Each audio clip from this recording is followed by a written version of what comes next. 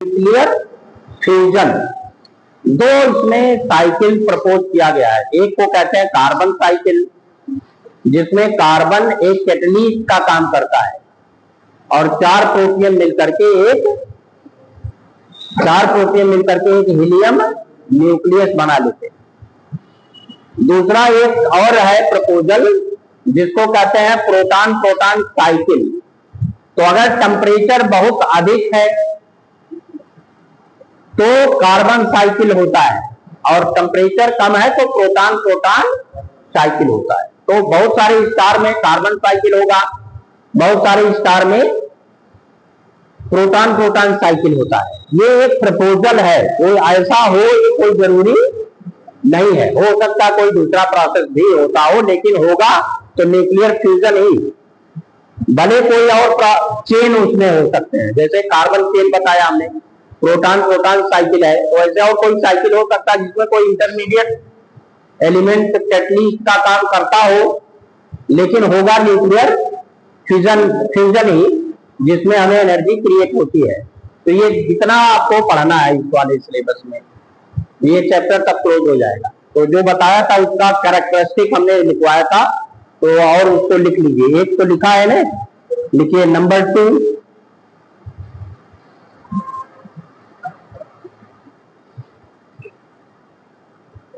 Average binding energy per nucleon. Average binding energy per nucleon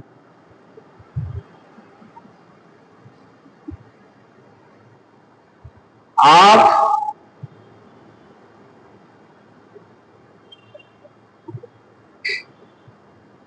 most of the nuclei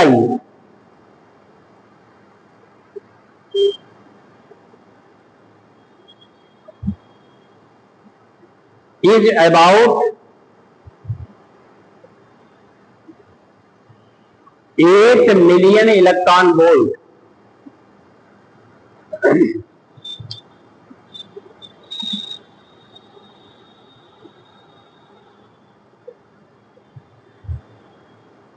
third लिखिए, average binding energy per nucleon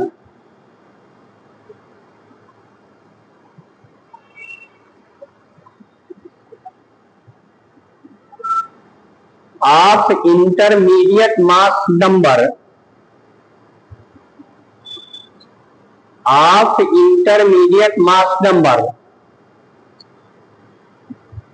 more than 28 and less than 188 and less than 188 is about 8.5 million electron volt. ये 8.5 है, पूरे का average तो 8 है, लेकिन जो intermediate हैं, क्योंकि जो 8 से कम वाले हैं वो कम एलिमेंट है, कम न्यूक्लियाई है, तो ये 8.5 के अबाउट है जो इंटरमीडिएट है, यानी 28 से ज्यादा वाले मास नंबर और अबाउट 190 से कम वाले। तो इनका average binding energy per nucleon 8.5 के आसपास है। ये क्या शो करता है कि ये न्यूक्लियाई मोस्ट स्टेबल है। देखिए, shows that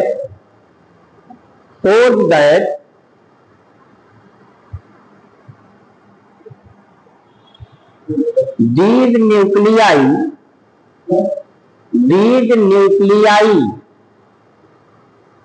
are most stable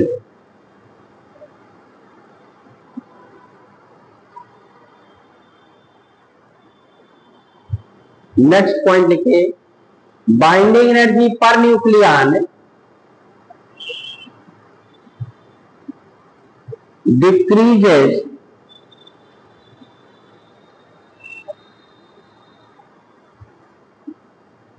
continuously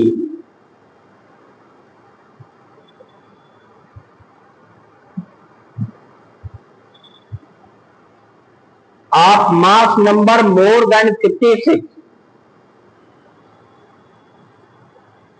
of mass number more than 56 and its least value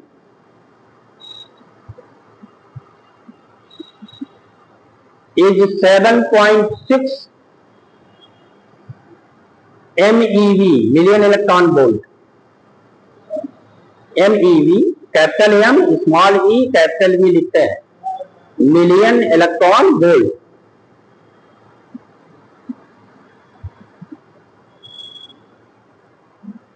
next point लिखिए, below the mass number 28, below the mass number 28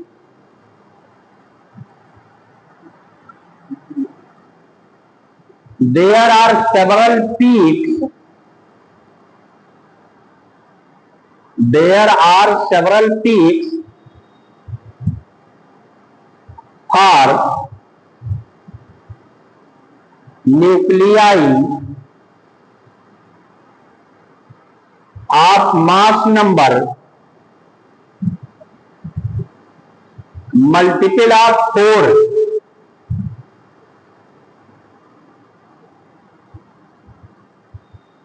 Example 284, 284, 4Be8, 6C12, 8O16, 10Ne20। तो हमने देखिए वहां पर बताया था, ऐसे इनके ऐसे पीक्स मिल रहे थे, ऐसे बहुत से पीक्स थे कि नहीं। तो 284 का था, चलो चलो, फिर क्या था, बेरिलियम का था कि नहीं, 4Be8, उसके बाद था कार्बन का 6C12, उसके बाद 8O16, उसके बाद 10Ne20। तो इनके देखिए बाइंडिंग एनर्जी पर न्यूक्लियन जो नियरेस्ट एलिमेंट्स थे, जैसे कार्बन के पास में कौन है, नाइट्रोजन है और बोरान है, तो नाइट्रोजन से भी अधिक है और बोरान से भी अधिक है। तो जिन जो 4 के मल्टीपल है वो ज्यादा स्टेबल है, है ना। देखिए told that these nuclei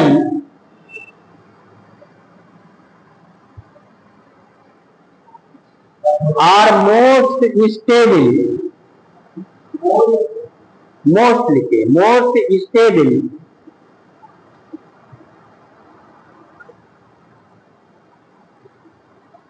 for mass number less than 20, 20 के कम की बात हो रही है, and more stable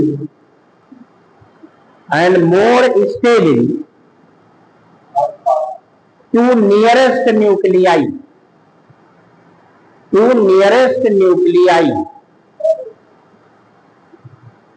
next point लिखिए, बाइंडिंग एनर्जी पर न्यूक्लियन फॉर ड्यूटेरियम 1H2, इसके न्यूक्लियस को ड्यूटेरान कहते हैं, is least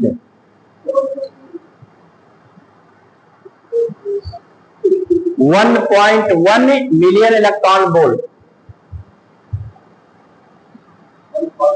1 million electron volt,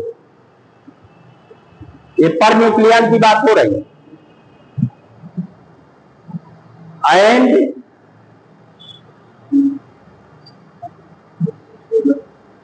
it is least stable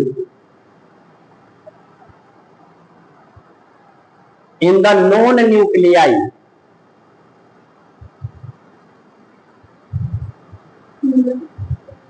in the known nuclei, जितने मालूम है, ज्ञात है अभी तक, उनमें ये सबसे कम है। नेक्स्ट लिखिए, nuclei mass number 230, nuclei above mass number 230, nuclei above mass number 230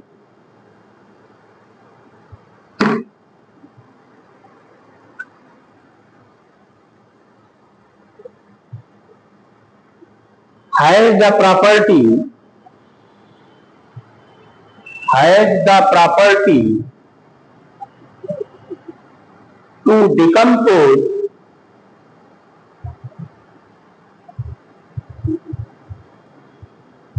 nearly two equal fragments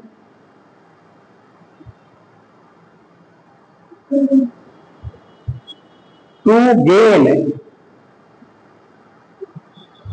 large binding energy per nucleon.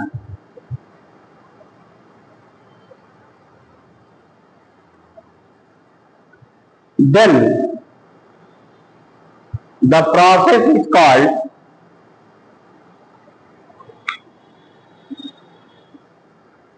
nuclear fission.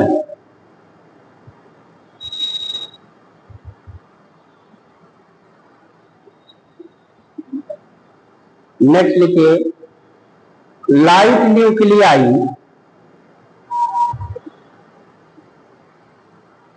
below the mass number 28, below the mass number 28 has the property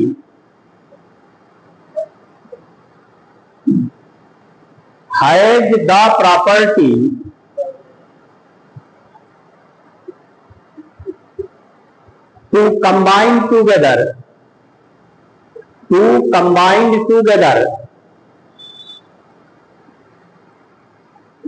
form a big nucleus,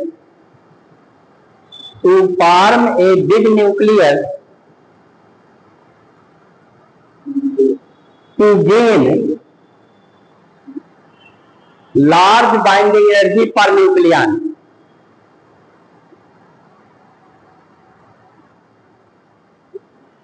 This process या phenomena, large binding energy per nucleon, this phenomena is called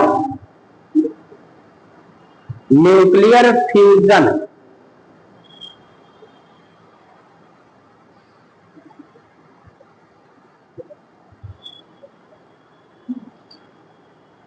nuclear, लेकिन ये high temperature और pressure पर होता है। देखिए, but this phenomena take place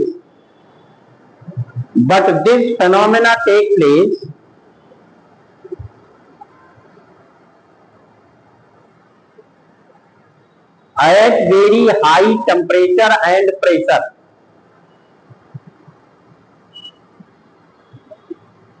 Hence called at very high temperature and pressure. Pressure भी high होना चाहिए।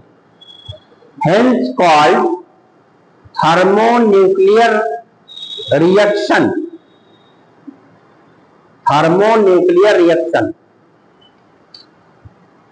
यानी ये थर्मोन्यूक्लियर प्रोसेस है। एक तरह से न्यूक्लियस मिलते हैं एट द हाई टेम्परेचर, तो इसीलिए इसको कहा गया थर्मोन्यूक्लियर रिएक्शन। यानी जो न्यूक्लियर फ्यूजन होता है वो ऑर्डिनरी टेम्परेचर पर कभी पॉसिबल नहीं है, बहुत हाई टेम्परेचर पर होता है। इसीलिए अर्थ पर ये इजीली पॉसिबल नहीं है। तो जो स्टार्स हैं उसमें टेम्परेचर बहुत हाई होता है, तो जहां पर टेम्परेचर बहुत हाई है, जैसे सन का टेम्परेचर है अबाउट 10⁷ केल्विन, तो वहां पर न्यूक्लियर फ्यूजन तो हो जाएगा। लेकिन अर्थ पर temperature, mean temperature about 27-30 degree Celsius है या 300 केल्विन है, तो उस पर पॉसिबल नहीं। इसके लिए हमें इन्वायरमेंट क्रिएट करना पड़ता है हाई टेम्परेचर का, तब जाकर के प्रोसेस इनिशिएट होगा, शुरू होगा। तो जब प्रोसेस शुरू हो जाएगा तब तो एनर्जी क्रिएट होगी, टेम्परेचर फिर बढ़ता जाएगा। लेकिन इनिशिएट करने के लिए हमें एक कंडीशन अप्लाई करना होता है जिसमें टेम्परेचर और प्रेशर बहुत हाई हो। अब न्यूक्लियर फ्यूजन की बात करें। न्यूक्लियर फ्यूजन क्या होता है? अभी बताया था, जो बिग न्यूक्लियस है वो जब किसी पार्टिकल से उसका बम्बार्डमेंट करते हैं, किस पार्टिकल का बम्बार्डमेंट हम करेंगे जो सुटेबल हो, तो जैसे अल्फा पार्टिकल नहीं हो सकता। क्यों नहीं हो सकता?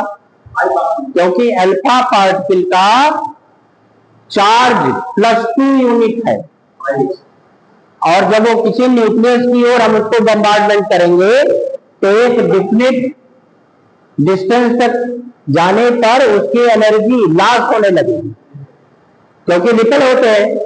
तो जितने स्पीड से हिट करना चाहिए न्यूक्लियस को, उतने स्पीड से हिट नहीं करेगा, या उसका न्यूक्लियस में एब्जॉर्प्शन नहीं होगा।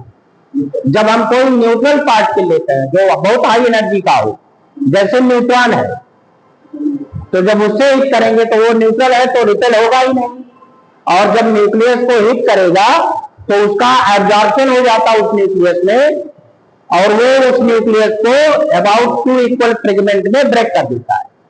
इसी फिनोमेना को, जैसे आप एग्जाम्पल ले लीजिए यूरेनियम, तो जो जनरल यूरेनियम आपका होगा जो ओर होता निकलता है अर्थ से, यूरेनियम उसमें ज्यादातर अनफ्यूजनेबल होगा। 99.3% अनफ्यूजनेबल यूरेनियम होता है, 92 to 38, और फ्यूजनेबल केवल 0.7% है, वो है 92 to 35, ये फ्यूजनेबल है। तो इसको पहले अलग करना होता है, इस वाले जो निकलता है अर्थ से, उससे पहले फ्यूजनेबल और अनफ्यूजनेबल को अलग किया जाता है, तब जाकर के उसको हम यूटिलाइज कर पाते हैं। जो न्यूक्लियर फ्यूल, जब इस पर न्यूट्रॉन से बम्बार्डमेंट करते हैं तो न्यूट्रॉन इसको हिट करेगा तो ये अबाउट 2 फ्रेगमेंट में ब्रेक होता है। एक हो जाता है क्रिप्टॉन 36 और ये 92, अलग अलग वैसे है, इसमें कई चेन बहुत सारे होते हैं। 56 बेरियम 141, 3 न्यूट्रॉन जनरेट होंगे और about 200 million electron volt energy generate होती है। तो ये भी एक ह्यूज अमाउंट ऑफ एनर्जी है। न्यूक्लियर फिजन प्रोसेस में भी बहुत अधिक न्यूक्लियर एनर्जी जनरेट होगी, उसी को क्या कहेंगे? Nuclear energy. तो ये जो चेन, ये जो लिख रहे हैं, इसमें बहुत सारे अलग अलग एलिमेंट हो सकते हैं, कोई जरूरी नहीं है यही बने, दूसरे भी बन सकते हैं, लेकिन जो एनर्जी जनरेट होगी वो अबाउट 200 मिलियन इलेक्ट्रॉन वोल्ट होती है due to the mass defect. तो यही एक न्यूक्लियर एनर्जी है जिसको हम अब यूटिलाइज कर पा रहे हैं, पहले यूटिलाइज नहीं कर पाते थे। क्यों है? क्योंकि इसमें एक डिफिकल्टी होता है। डिफिकल्टी ये है कि अगर एक ह्यूज साइज है, इसकी एक डिफिनिट साइज से बड़ा है, यानी एक डिफिनिट मास से ज्यादा मास लिया, मास अधिक होगा तो साइज भी अधिक होगा, तो उसकी एक डिफिनिट साइज होती है जिसका नाम है क्रिटिकल साइज। तो अगर क्रिटिकल साइज से बड़ा साइज का फ्यूल है तो जब उसको एक न्यूट्रॉन से बम्बार्डमेंट करेंगे और इनिशिएट हो जाएगा न्यूक्लियर फिजन, तो वो फिर कंट्रोल नहीं होगा, क्योंकि इसमें जो ये नए जनरेट हो रहे हैं न्यूट्रॉन, ये फर्दर न्यूक्लियस का डिकम्पोजिशन कर देते हैं, और ये प्रोसेस फिर ज्योमेट्रिक सीरीज में चलने लगेगी। 1 से 3, फिर 3 से 9, फिर 9 से 27, 27 से 81, तो ये बहुत तेजी से बढ़ने लगता है और बहुत कम समय में जब तक पूरा का पूरा मास डिकम्पोज नहीं हो जाता है तब तक ये प्रोसेस कंट्रोल नहीं किया जा सकता। और इसमें एक ह्यूज अमाउंट ऑफ एनर्जी यानी इतनी ज्यादा होती है जिसका हम कोई पीसफुल यूटिलाइजेशन नहीं कर पाते। तो इसी से एटम बम बाद में बनाया गया, इसको यूज करके एटम बम बनाया गया। सबसे पहले इस फिनोमेना को ऑटो हान और स्ट्रॉसमैन, ये दो साइंटिस्टों ने सबसे पहले इस फिनोमेना को ऑब्जर्व किया था 1939 में। उस समय वर्ल्ड वार चल रहा था, फर्स्ट वर्ल्ड वार। तो जब इन्होंने बताया है, हाँ सेकंड वर्ल्ड वार, तो जब इन्होंने बताया कि हमने बना लिया है तो इनके ऊपर दबाव बनने लगा एटम बम बनाने का। तो थ्योरी तो ये बनाए लेकिन ये भाग गए बनाने के बाद। हाँ, जर्मनी से भाग करके अमेरिका पहुंच गए थे, वहां जाकर के इन्होंने बनाया बम। और अमेरिका ने उसी बम को हिरोशिमा और नागासाकी पर 6 अगस्त और 9 अगस्त 45 में ड्रॉप किया था, हिरोशिमा और नागासाकी पर। छोटे आकार का वो बम था लेकिन वो तब भी बहुत पावरफुल था। करीब 1 लाख लोग एट वंस वहां पर एक्सपायर हो गए और अभी भी उसका रेडिएशन इफेक्ट डालता। अभी भी लोग वहां घास नहीं जमी है जहां छोड़ा गया था, वहां पानी का सोर्स अभी भी बहुत नीचे चला गया है, वहां पर लोग अभी भी विकलांग पैदा होते। ये जान लीजिए इतना डेंजरस था वो। और आज के डेट में तो बहुत सारे बना के रखे हैं, तो इतना डेंजरस एनर्जी इससे जनरेट होती है। तो बाद में इसको कंट्रोल किया गया। कैसे कंट्रोल किया गया? इसमें मॉडरेटर अप्लाई करके, यानी जो न्यूट्रॉन के एनर्जी को अगर एब्जॉर्ब कर ले तो न्यूट्रॉन स्लो हो जाता है। तो कुछ न्यूट्रॉन ही स्लो होगा, सारे नहीं स्लो होंगे। तो हम इसको एक डिफिनिट रेट से चला सकते हैं। जो ज्योमेट्रिक सीरीज में चेंज चलता था उसको एक डिफिनिट रेट से चला सकते हैं। तो उसका जो एनर्जी जनरेट होगा वो भी एक डिफिनिट रेट में होगा, तो उसको पीसफुल वर्क में ले सकते हैं। इसी पर बेस्ड है न्यूक्लियर रिएक्टर। न्यूक्लियर रिएक्टर इसी प्रोसेस पर, इसी फिनोमेना पर बेस्ड होता है। उसमें हम मॉडरेटर जो यूज करते हैं वो सबसे बेस्ट मॉडरेटर बताया था इसके पहले भी D2O है ना। इससे पहले हमने जब वो कोलिजन का टॉपिक बताया था तो उसमें बताया था, एक्सप्लेन किया था कि why D2O is the best moderator. तो उसको यूटिलाइज करके हम लोग ये जो न्यूट्रॉन जनरेट हो रहा है, न्यूली जनरेटेड न्यूट्रॉन के एनर्जी को कम करते हैं। तो कुछ न्यूट्रॉन एब्जॉर्ब हो जाते हैं, डिकम्पोज नहीं कर पाते, कुछ ही डिकम्पोज करते हैं। तो जो प्रोसेस ज्योमेट्रिक सीरीज में चलना चाहिए था वो ज्योमेट्रिक सीरीज में फिर नहीं चलता है, वो कंट्रोल चेन रिएक्शन उसी को फिर कहा गया। तो पहले हेडिंग डाल लीजिए, न्यूक्लियर फिजन।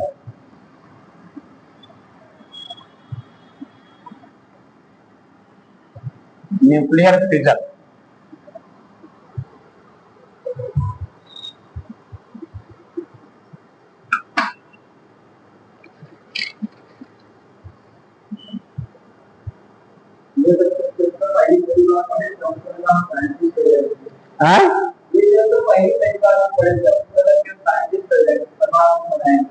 हाँ, अभी रिएक्शन वगैरह से लिखेंगे।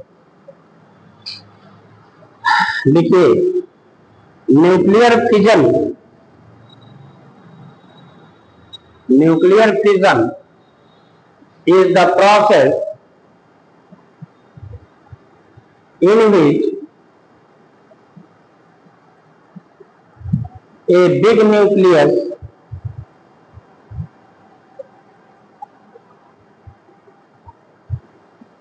decomposes into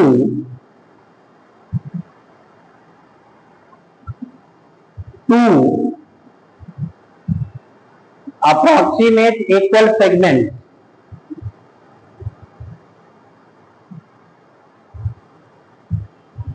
by absorbing by absorbing energetic neutron, by absorbing energetic neutron.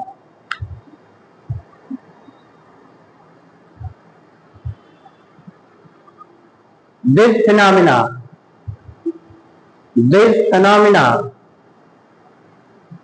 was first observed by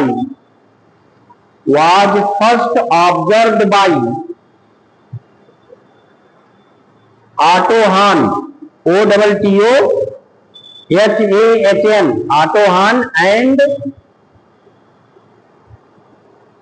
Fritz, Fritz Strassmann,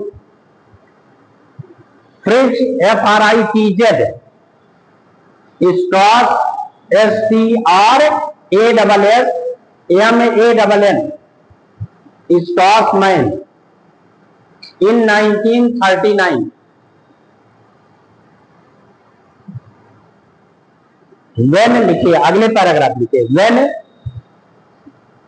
uranium, अब ये पूरा लिखेंगे, 92U235, when uranium 92U235 is bombarded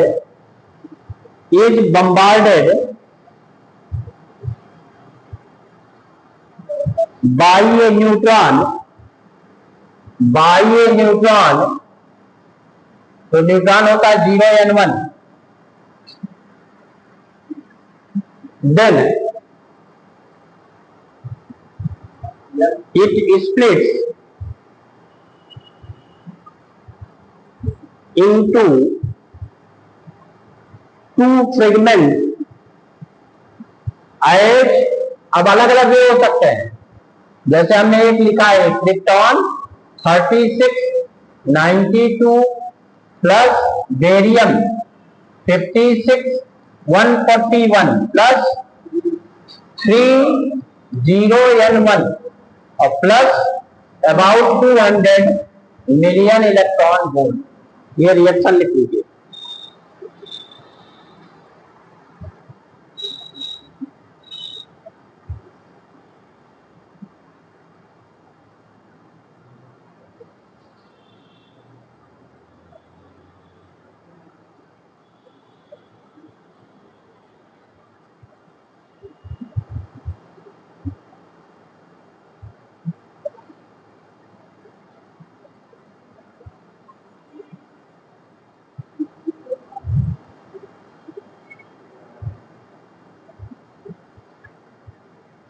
There are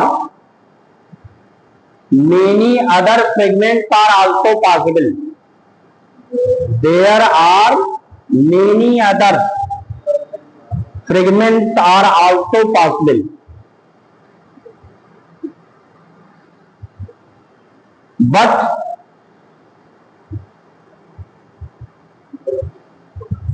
huge amount of energy released in it.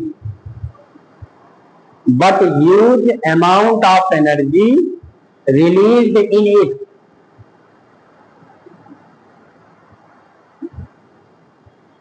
And new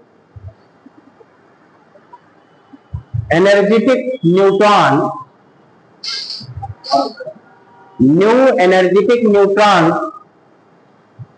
also generate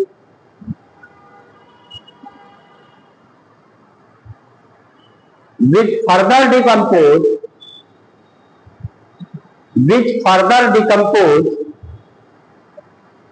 other nuclei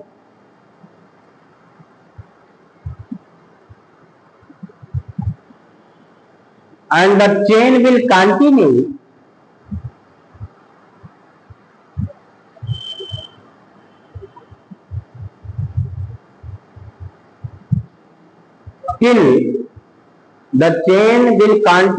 till all nuclei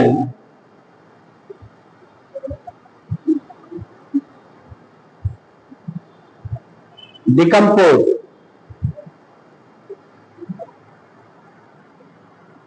called uncontrolled chain reaction, uncontrolled chain reaction.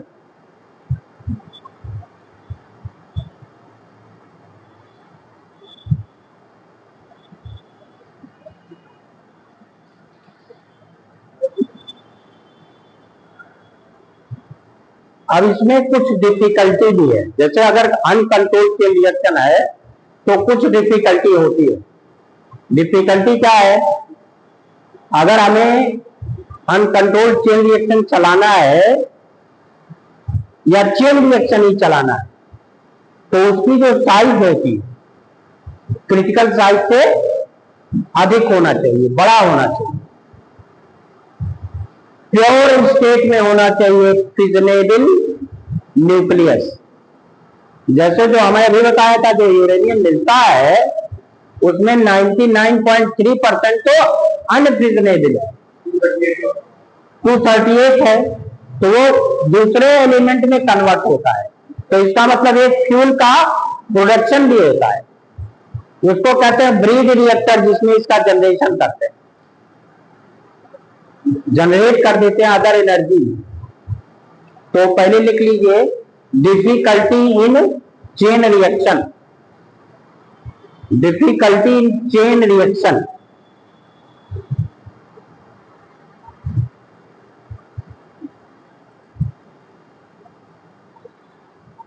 Number 1 लिखिए, number 1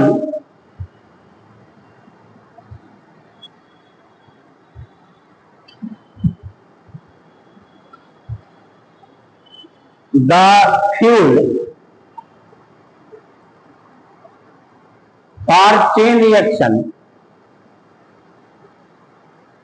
should be pure,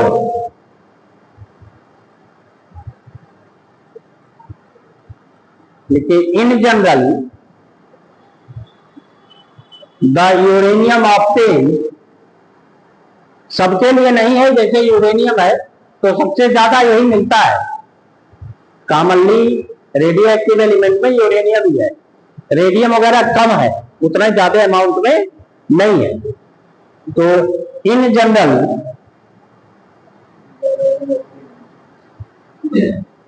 99.3%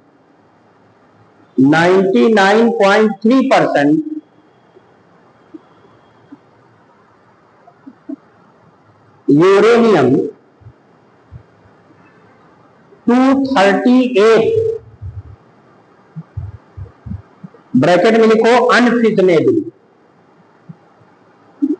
and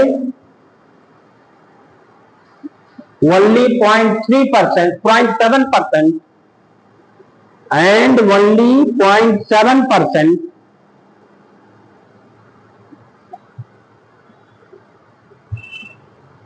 uranium 235 bracket में लिख लो fissionable present.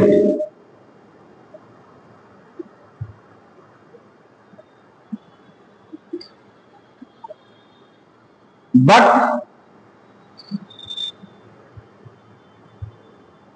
अनफिजनेबल uranium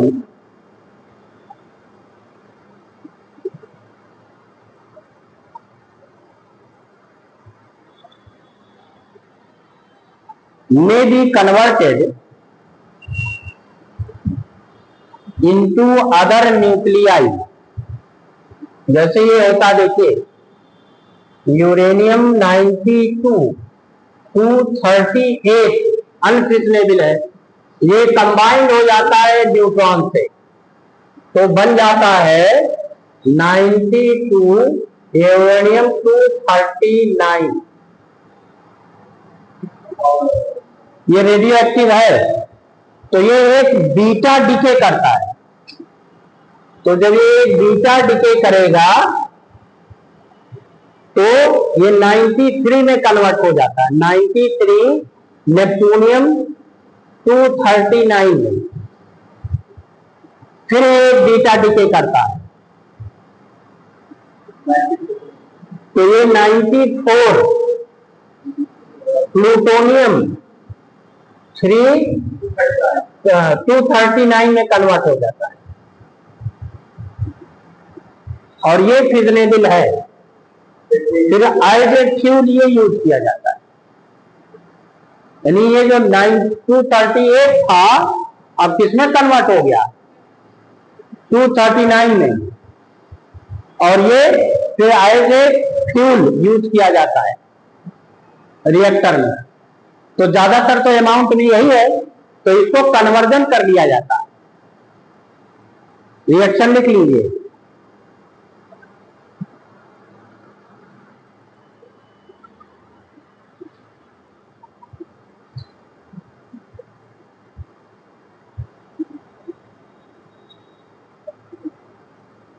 number 2 लिखिए,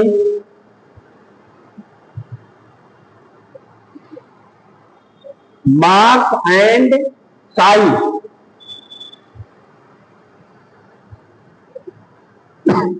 of फिजनेबल material, mass and size of fissionable material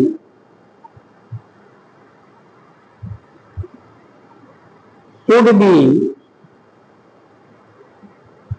more than the critical size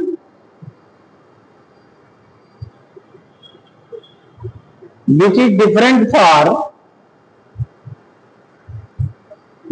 different for different materials।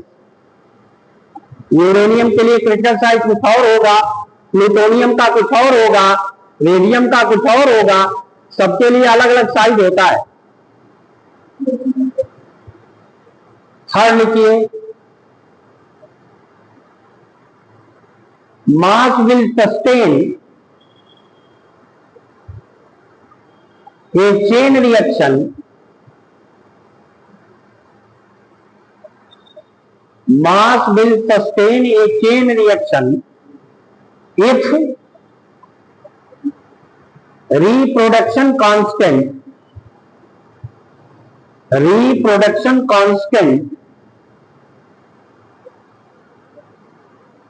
is equal to 1।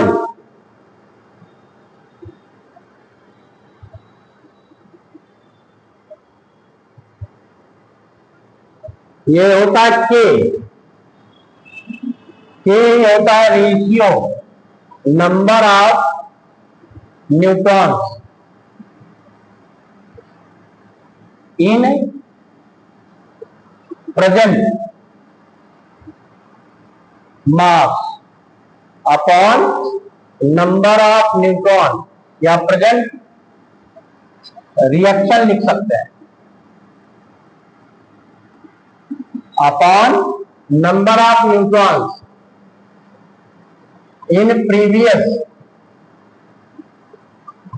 Reaction, ये होता है। तो अगर दोनों इक्वल है, पहले जो है वो, बाद में जो रिएक्शन है वो, दोनों में अगर इक्वल न्यूट्रॉन जनरेट हो रहा है, तब जाकर के सीरीज आगे चलेगा। जैसे ही कम हुआ रुक जाएगा, इससे ज्यादा होगा तब भी चलेगा, लेकिन मिनिमम वैल्यू क्या होना चाहिए, 1। तो ये लिख लीजिए,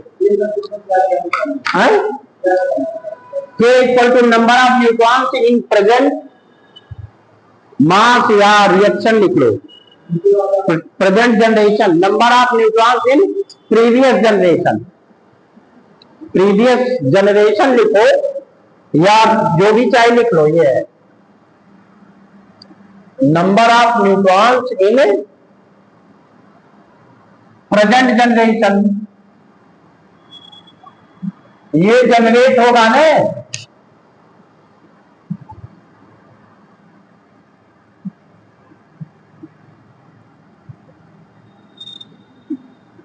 upon number of neutrons in previous generation.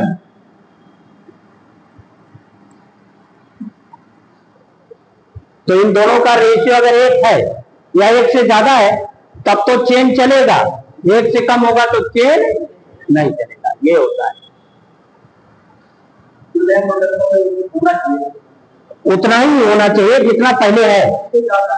ज्यादा होगा तब भी चलेगा, लेकिन कम हो जाएगा तो रुक जाएगा, क्योंकि अब नंबर ऑफ न्यूट्रॉन घटने लगे, तो घटने लगेंगे कुछ देर बाद स्टॉप हो जाएगा, तो चेन रिएक्शन आगे नहीं चलेगा। ये है कंडीशन।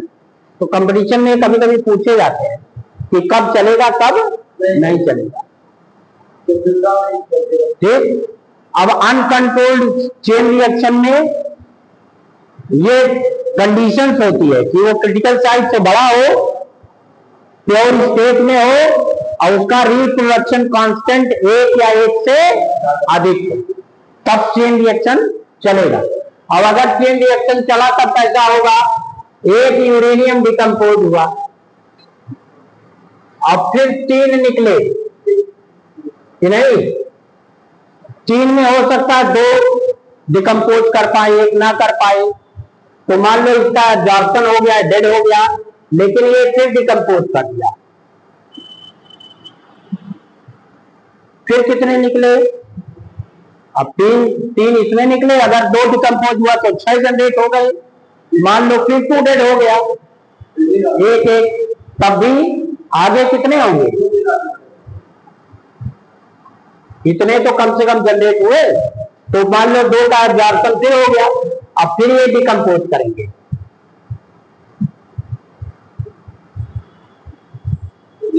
तो ये ऐसे आगे चलता जाएगा। तो यहां पर एनर्जी जनरेट हुई अबाउट 200 मिलियन इलेक्ट्रॉन वोल्ट, यहां उसका डबल हो गया। मान लो अगर 2 ही किया तब तीनों कर देंगे तो 3 टाइम्स हो जाएगा। तो ये मान लो 2 टाइम्स हुआ, तो अबाउट 200, अब यहां 4 टाइम्स हो गया। अब आगे ऐसे आगे चलता रहेगा ना।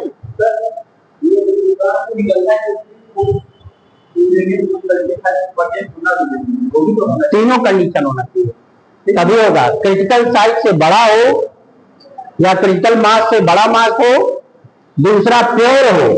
अगर इम्प्योर रहेगा तो रोक देगा रिएक्शन को, वही तो एब्जॉर्प्शन कर लेगा। अभी बताया था 238 अगर है तो यूरेनियम का वो न्यूट्रॉन का एब्जॉर्प्शन करने लगेगा और नए एलिमेंट में कन्वर्जन हो जाएगा, नया न्यूक्लियस बन जाएगा, है ना?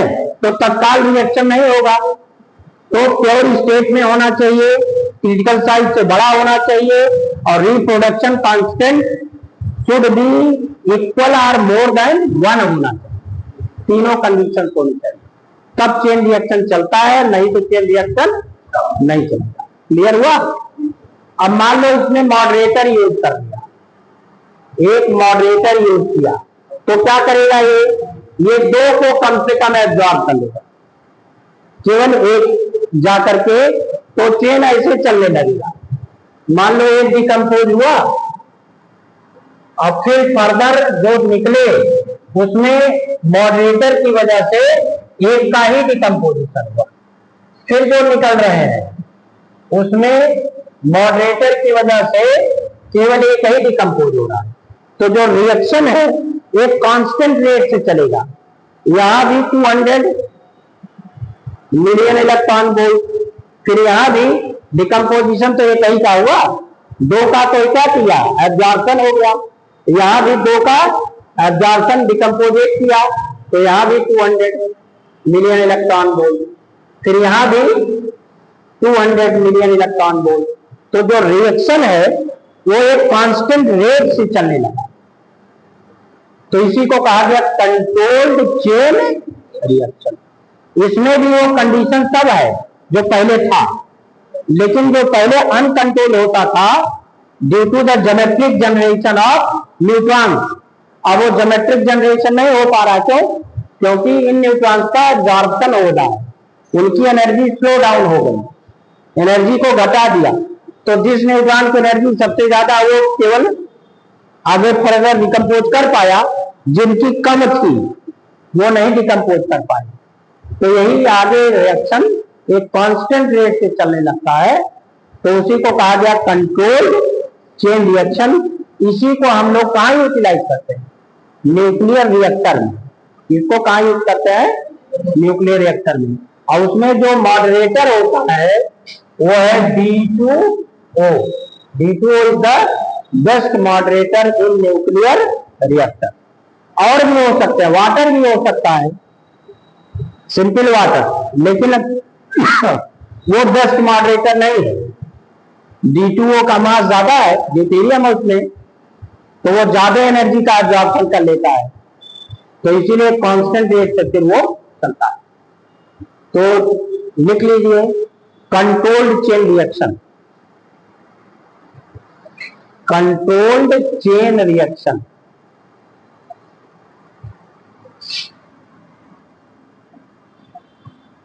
when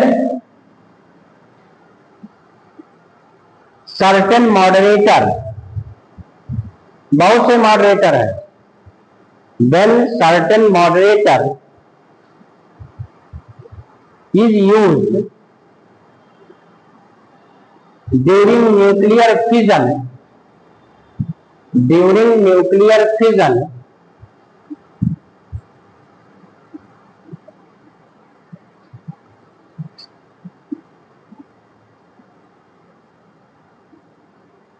then it can absorb energy of few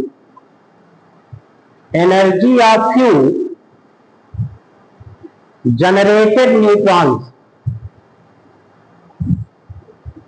and reaction can be carried out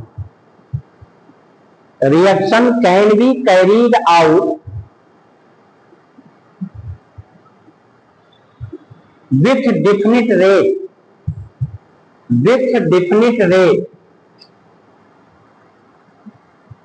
then the energy generated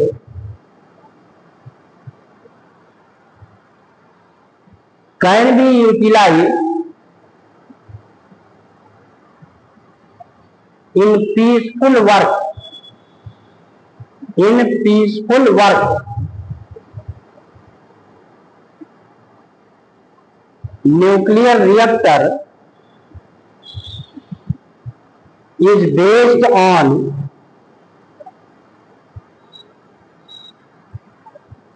this phenomena.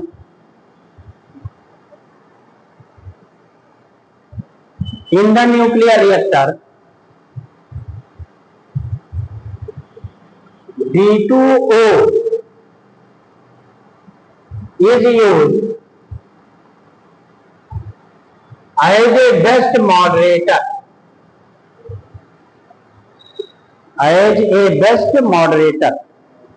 अब देखिए न्यूट्रॉन से बम्बार्डमेंट किया, ये एक यूरेनियम को हिट किया, क्रिप्टॉन और बेरियम में ब्रेकिंग होगी, 3 न्यूट्रॉन जनरेट हुए, जिसमें से 2 ये एब्जॉर्ब कर लिया, एक केवल फर्दर डिकम्पोजिशन किया, फिर वही प्रोडक्ट बने, फिर 3 निकले, फिर 2 का एब्जॉर्प्शन हुआ, फिर एक बच गया, वो फिर फर्दर डिकम्पोज करेगा, और यही प्रोसेस फिर आके चलने लगा।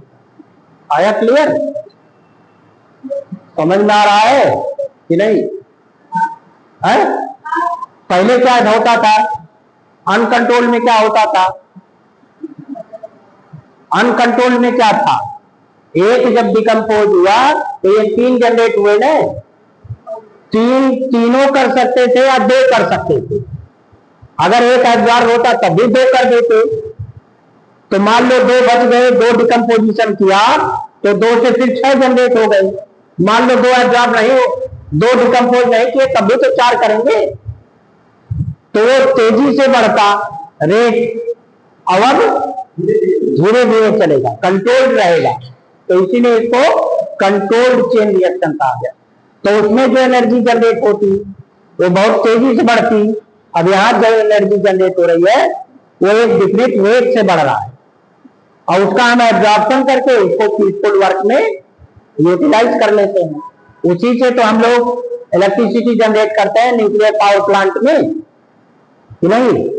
जहां न्यूक्लियर पावर प्लांट है वहां पर न्यूक्लियर रिएक्टर होते हैं, और उसका जो उसमें न्यूक्लियर फ्यूल होता है उसको हम एनर्जी फ्यूल को डिकम्पोज करके जो एनर्जी जनरेट होती है उसको वाटर में एब्जॉर्प्शन करते हैं या एयर में एब्जॉर्प्शन करते हैं, फिर उससे टरबाइन को चलाया जाता है।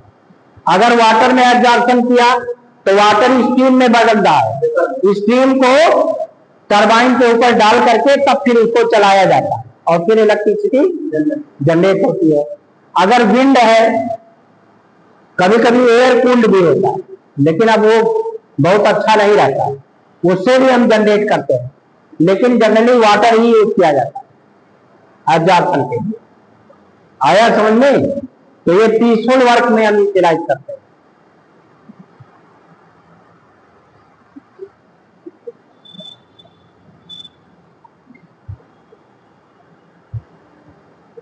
नेक्स्ट है न्यूक्लियर फिजन।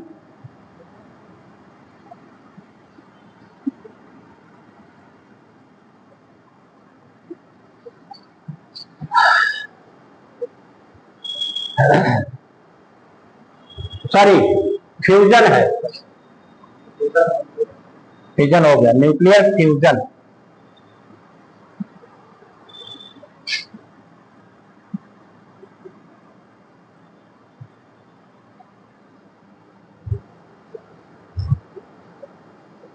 अभी डिस्कस किया था, लाइट न्यूक्लियर ये प्रोसेस होता है at high temperature and pressure. लिखिए, at high temperature and pressure light nuclei at high temperature and pressure light nuclei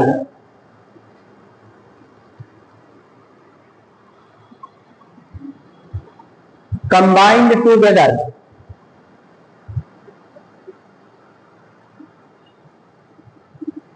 form a big nuclei, form a big nucleus, form a big nucleus. This phenomenon is called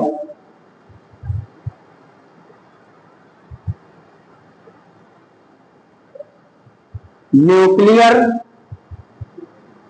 fusion.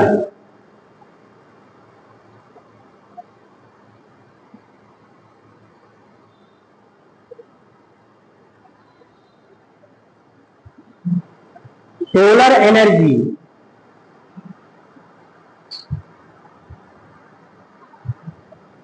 is obtained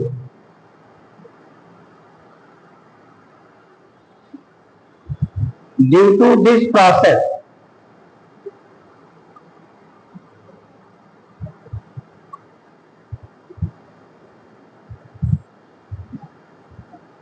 In the sun, 4 protium,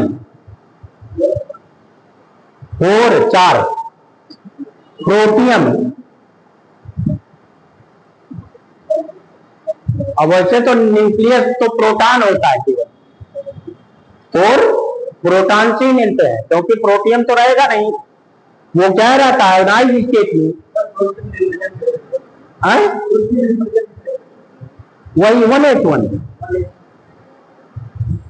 4 protium combine together to form a helium nucleus, 2He4, a helium nucleus, and about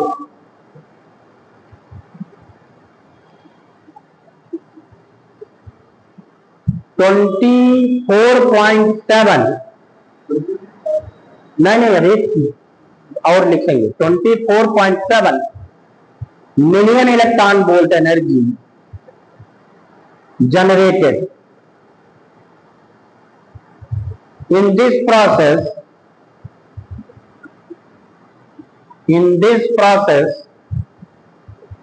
two positrons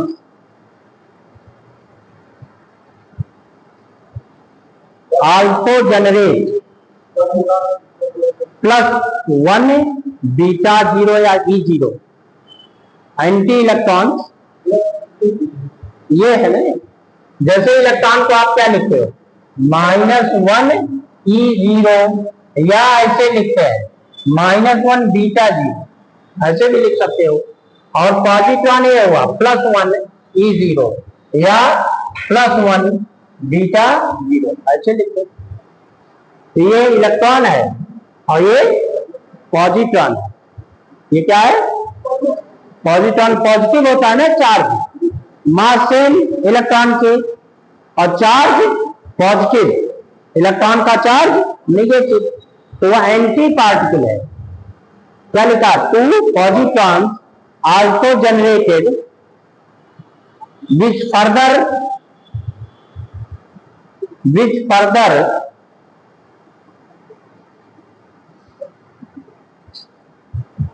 destroy 2 electrons and 2 million electron volt energy also generated, then total energy will be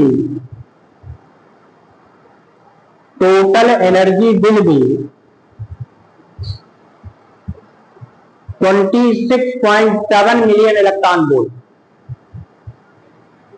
26.7 million electron volt. For this reaction, 2 cycles are proposed. For this reaction, 2 cycles are proposed. तो पहला उसमें है carbon cycle.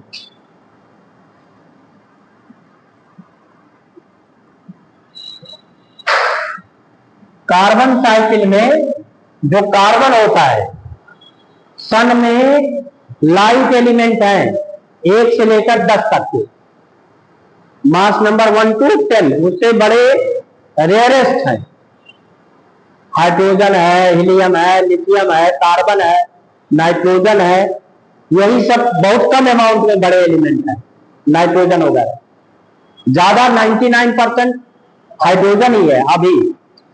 तो carbon cycle में क्या होता है, carbon एक कैटलिस्ट का काम करता है, इंटरमीडिएट एलिमेंट की तरह वो बिहेव करेगा।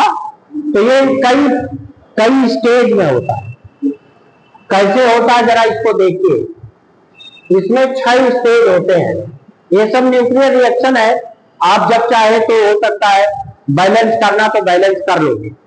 जैसे पहले में 1H1, यही है प्रोटियम या प्रोटॉन, किससे कंबाइंड होगा, 6C12 से। क्या बनेगा बताओ, क्या बनेगा, अरे ऐड करो ना, 7, और 7 किसका होता है, नाइट्रोजन का, और ये 13, ये बन गया। ये न्यूक्लियर रिएक्शन है। ये क्या है, न्यूक्लियर केमिकल रिएक्शन नहीं है, न्यूक्लियस इसमें कंबाइंड होते। अब ये जब बनेगा तो एनर्जी जनरेट होगी। क्या जनरेट होगी, एनर्जी। ये कहां से आएगा, कुछ मास डिफेक्ट होगा, क्या होगा, वो एनर्जी में कन्वर्ट हो जाएगा। तो एक ये हो गया। अब दूसरे स्टेज में क्या होगा, ये देखिए, ये नाइट्रोजन रेडियो एक्टिव है, 7N13, एक पॉजिट्रॉन डीके करता है, एक पॉजिट्रॉन निकालता है, तो एक पॉजिट्रॉन तो 6C13 में बदल जाता है। क्या निकला, +1 बीटा 0, और इसके साथ न्यूट्रिनो निकलता है, न्यूट्रिनो ऐसे लिखते हैं, एक न्यूट्रिनो भी जनरेट हुआ। फिर थर्ड स्टेज में अब ये 6C1H1 से फिर कंबाइन हुआ, कौन, 6C13, क्या बनेगा, अब फिर 7N14 बन जाएगा।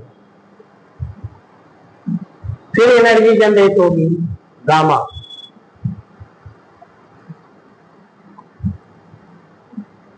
फिर 7n चौथे स्टेज में 181 फिर कंबाइन हुआ 7n14 से, तो बनेगा 8 4 15 प्लस एनर्जी जनरेट हुई। हर प्रोसेस में मास डिफेक्ट होता है, तो सब में एनर्जी जनरेट होगी। अगले स्टेज में अब ये रेडियो एक्टिव है, 8O15 डिकम्पोज हो जाएगा, एक पॉजिट्रॉन का डिके करता है, तो 7n15 प्लस 1 बीटा 0 प्लस इसके साथ न्यूट्रिनो जनरेट हुआ। अब फिर ये लास्ट में कंबाइंड हुआ, लास्ट में 1H1 प्लस 7n15 कंबाइंड हो गया, तो बना 2He4 plus 6C12 plus energy.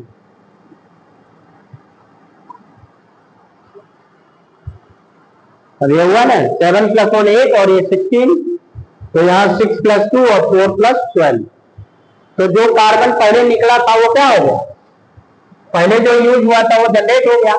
अब अगर इसको ऐड करोगे कट हो जाएगा, देखो ये कैंसिल हुआ यहाँ से, ये कैंसिल हुआ यहाँ से, तो सब कैंसिल होंगे, क्या बनेगा 4 यानी 1H1 plus 1H1 plus 1H1 plus 1H1, ये 4 मिले, क्या बनेगा 2He4 plus 2 positron plus 1 beta 0 plus 2 neutrino plus 24.7 million electron volt ये जनरेट हुआ।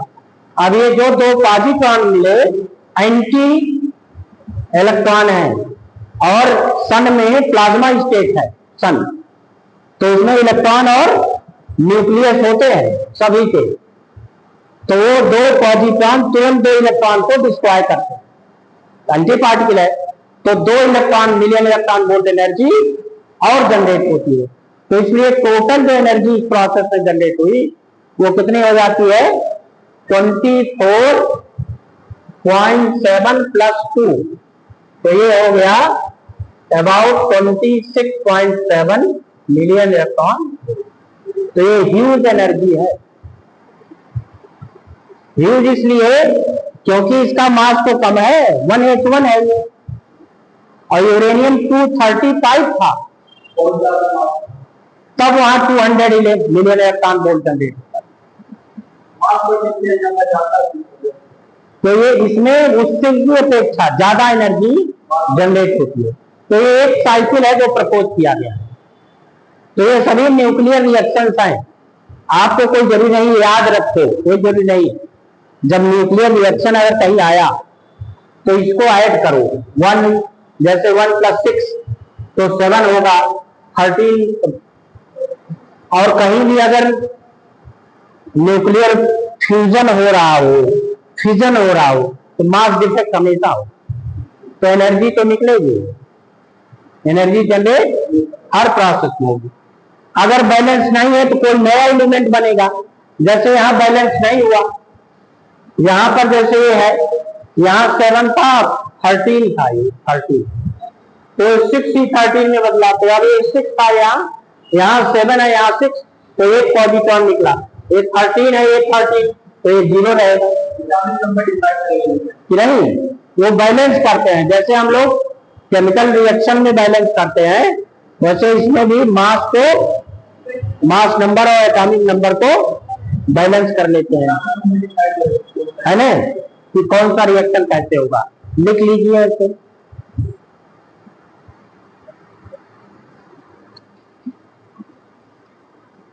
एक साइकिल इसमें और है, प्रोटॉन प्रोटॉन साइकिल।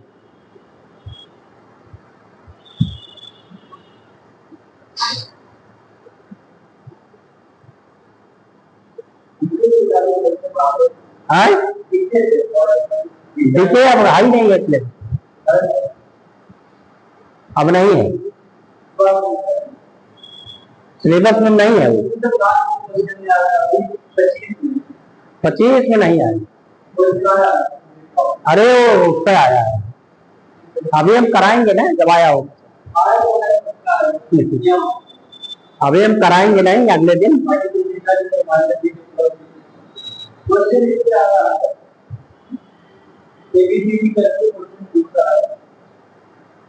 चलो होगा तो भी बता देंगे उसमें तो।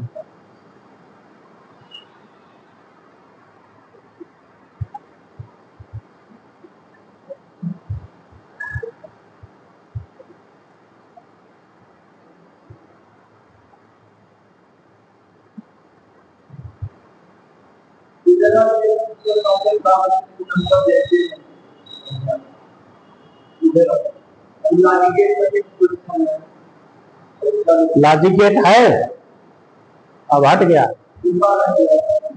कि हट गया है इस बार।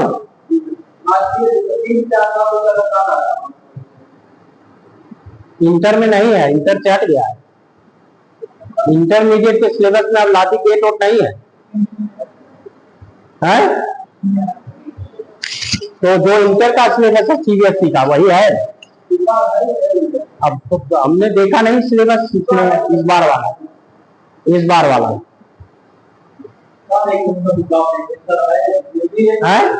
हम देखे नहीं है, ये कह रहे हैं देखा नहीं, मैंने हमने सिलेबस इस बार वाला नहीं देखा कि इस बार है कि नहीं है। बाकी इंटरमीडिएट में नहीं सिलेबस नहीं, हम देख लेंगे ना, हमको पढ़ाना नहीं है, वो तो वो पढ़ा रहे हैं।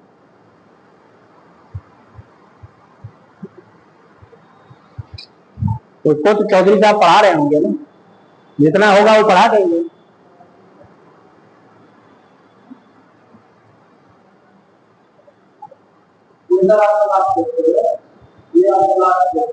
अभी ऑप्टिक्स थोड़े हैं, वेब ऑप्टिक्स उन्होंने पढ़ाया ही नहीं, तो उसको पढ़ाएंगे।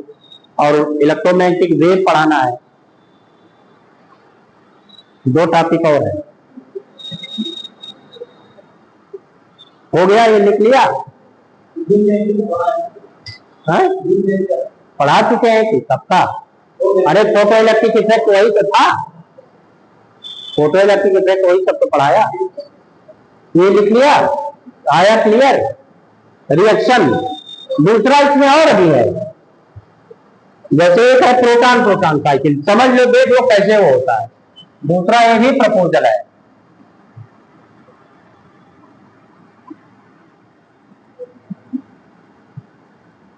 इसमें भी यही होता है, लेकिन वो कई स्टेज में नहीं होती। 1H1 और 1H1 कंबाइन हो गया, 1H2 बन गया, plus energy,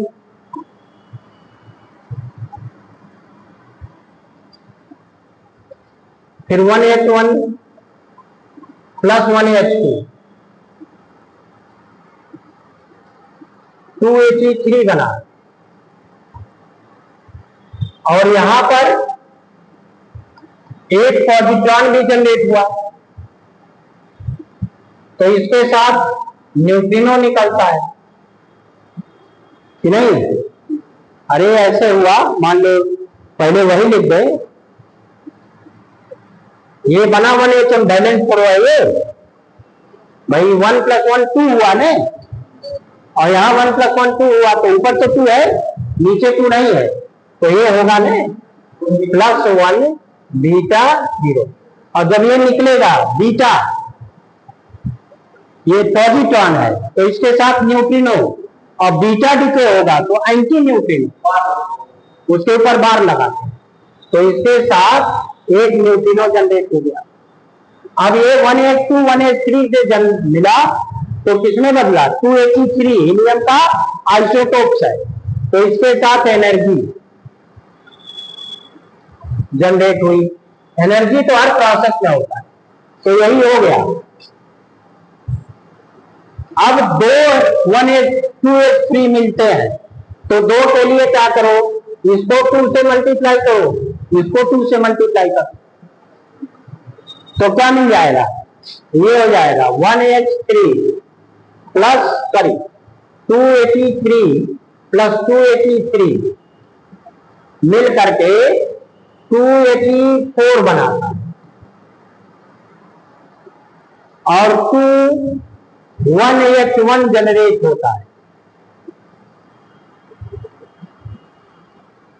2 positron 2 anti neutrino sorry 2 neutrino plus 24.6 million electron volt, या 7 लिख लो, मिलियन इलेक्ट्रॉन वोल्ट एनर्जी। तो यहां देखो, यहां का हाइड्रोजन मिला 1 2 3 और 2 से मल्टीप्लाई किया तय हो गया 6। तो यहां कितना निकल गया है, तो ये 2 निकल गए तो 4 तो ये हुआ। और ये देखो 2 से मल्टीप्लाई किया है, 2 कंबाइन होकर के बना, और ये तो सब कैंसिल हो जाएगा, यहाँ ये कैंसिल हुआ, 2 ये निकला, 2 ये जनरेट हो गया और प्लस एनर्जी। तो यही प्रोसेस इसमें भी हुआ। हाँ, पार्टिकल है, एनर्जी पार्टिकल है, और क्या वो मास में कन्वर्ट हो जाता है जब। नहीं, न्यूट्रिनो तो हाई है, प्लस ये एनर्जी भी जनरेट होगा ना, एक पार्टिकल भी जनरेट होगा और एनर्जी भी जनरेट अलग से होगा, और पार्टिकल अलग जनरेट हुआ। जैसे ये भी पार्टिकल है, ये भी पार्टिकल है, एलिमेंट्री पार्टिकल इसको कहते हैं। कहाँ अलग अलग तो लिखे नहीं, उधर लिखा था, बीच में एनर्जी लिखे थे, उसको बाहर कर दिया। ये देखो, जैसे यहाँ एनर्जी लिखा है ना, बीच में यहाँ एनर्जी लिखे थे, प्लस वो लिखा था, तो यही आप चाहे यहाँ आगे प्लस एनर्जी लिखो। एनर्जी तो हर प्रोसेस में जनरेट हो, नहीं यहाँ नहीं निकलेगा न्यूट्रिनो, यहाँ केवल एनर्जी जनरेट होगी। यहाँ न्यूट्रिनो, पॉजिट्रॉन और एनर्जी, यहाँ भी एनर्जी है। ऐसा नहीं रहता कि एनर्जी किसी प्रोसेस में ना हो, एनर्जी हर एक प्रोसेस में जनरेट होगी, ये हर प्रोसेस में होता। क्लियर आया अब?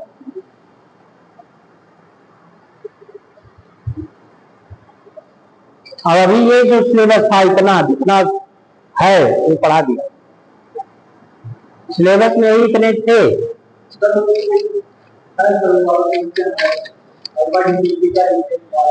चलो यार होगा तो बता देंगे, इसमें कौन सा। देखो क्या syllabus, syllabus alpha particle scattering experiment है, Rutherford model, Bohr's model, energy level, hydrogen spectrum का, hydrogen spectrum, composition and size of nucleus, atomic mass हो गया, mass energy relation, mass defect, binding energy पर nucleon curve and its characteristic, और nuclear fission and fusion.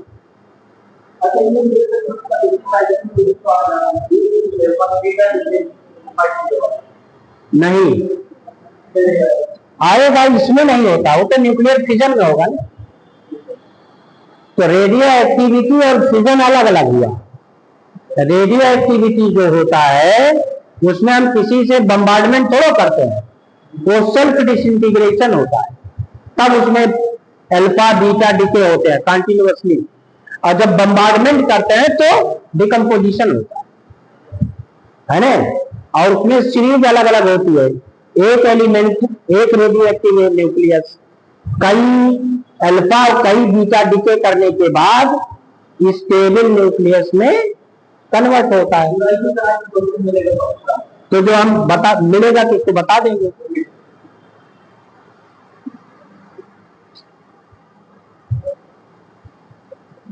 तो ये chapter का syllabus हो गया, न्यूमेरिकल इसमें बताना है, ठीक। हाँ,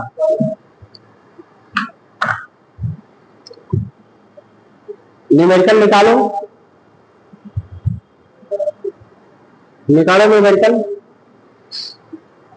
देखें पहले उसको।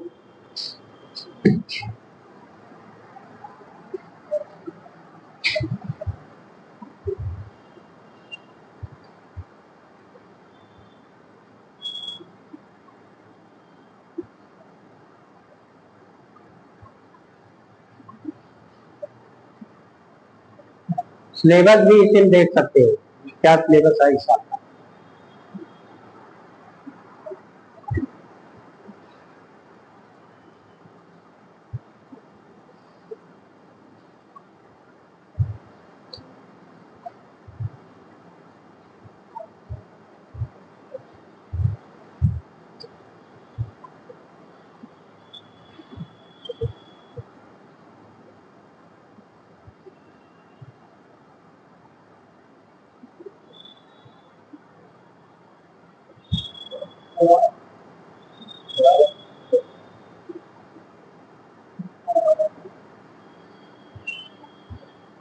देखो 25 में ही एक क्वेश्चन पूछा है, यही है ना, कह रहे थे 25 में पूछा है, देख लो कहाँ पूछा। अरे किसी साल वो पूछा होगा 13-14 में, पहले था ना सिलेबस में, पहले तो था ही, अभी जब 12th से आता है तब वो हट गया, कई चीजें आती है ना बहुत सारी। अब देखो ये है, ये particle of mass is moving around the origin with a constant force F pulling it towards the origin. तो इसका मतलब सेंटीपिटल फोर्स है। कौन सा force? Centripetal force. In Bohr's model is used to describe its motion, the radius of the nth orbit and the particle speed v in the orbit depending on n i।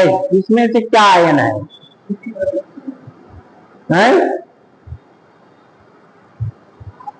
कौन सा option है?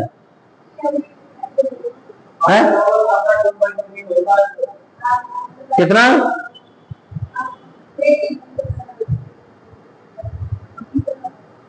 कौन सा option है बोलो?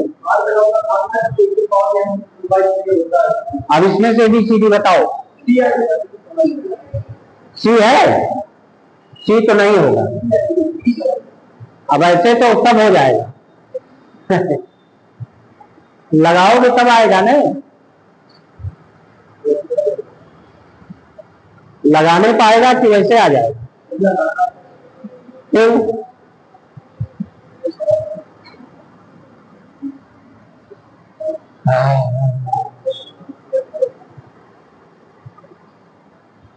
F कितना है?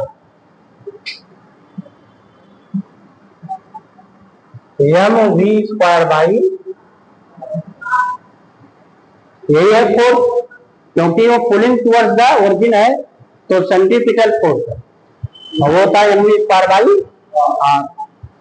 अब इसका मतलब है v square by r velocity है और रेडियस है, ये कांस्टेंट होगा। हम इसको मान लो के ले कि नहीं?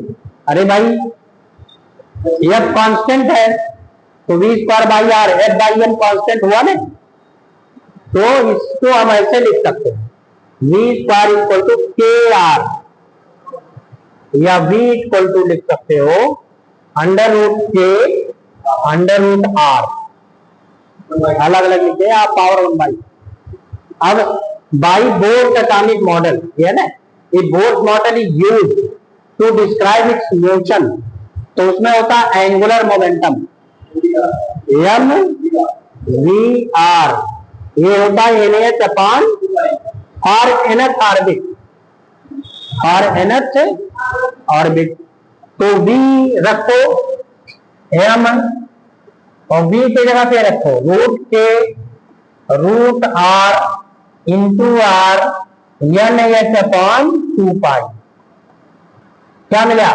r का पावर आया 1/2 प्लस 1, 3/2, तो r to the power 3/2 proportional to n है, बाकी सब कांस्टेंट है, m k 2 पाई h, तो r to the power 3/2 proportional to n है, तो R प्रोपोर्शनल टू 2/3 n का पावर।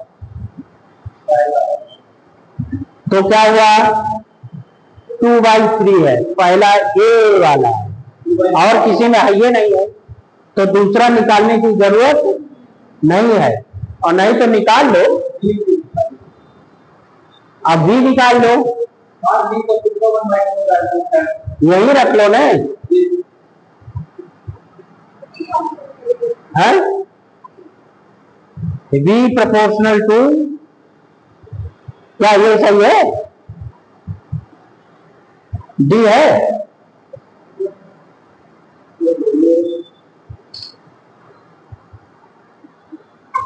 कौन सा ऑप्शन है, यही तो आएगा। तब R प्रोपोर्शनल क्या आया, 2/3, n का 2/3, तो ये कई ऑप्शन तो है और कहीं तो है नहीं है, चेक कर लो।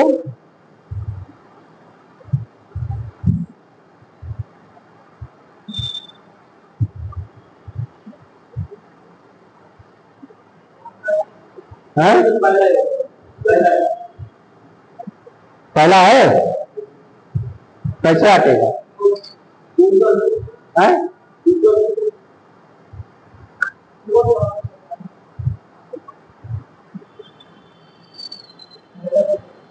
ये वाला सही नहीं है, देखो आया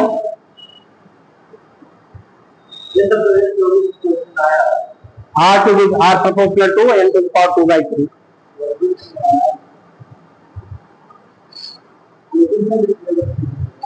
V proportional 1/3 n to the power, हो गया था।